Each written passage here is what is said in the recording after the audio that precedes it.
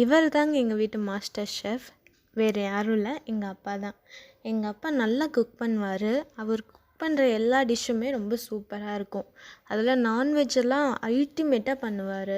நான் கேட்டேன் அப்படின்றதுக்காக இப்போ வந்துட்டு எனக்காக பரோட்டா செஞ்சுக்கிருக்காரு.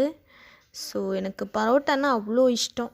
எனக்காக தான் இன்றைக்கி பரோட்டா வந்து செஞ்சுக்கிருக்காரு. பரோட்டா செய்கிறதுலேயே வந்துட்டு நிறைய பேருக்கு வராத ஒரு ஸ்டெப்னால் அந்த பரோட்டா வீசுறது.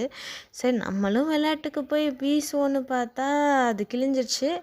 உடனே எங்கள் அம்மா வந்துட்டு இதுக்கு மேலே அடுப்பாங்கிற பக்கம் போனால் காலை ஒடிச்சிருவேன் அப்படின்ட்டு உட்கார வச்சிட்டாங்க. ஸோ அதுக்கப்புறம் ப்ராசஸ்லாம் எங்கள் அப்பா தான் பண்ணார். ஸோ இது பண்ணுறப்ப நம்ம வந்துட்டு ஆத்தென்டிக்காக பரோட்டா கடையில் இருக்கிற மாதிரியே எனக்கு ஒரு ஃபீல் வந்ததுங்க. ஸோ இது நல்லா வீசி முடித்ததுக்கப்புறம் நம்ம வந்துட்டு மாவை திரட்டினதுக்கப்புறம் ரவுண்டாக பிடிச்சி வைக்கணும்.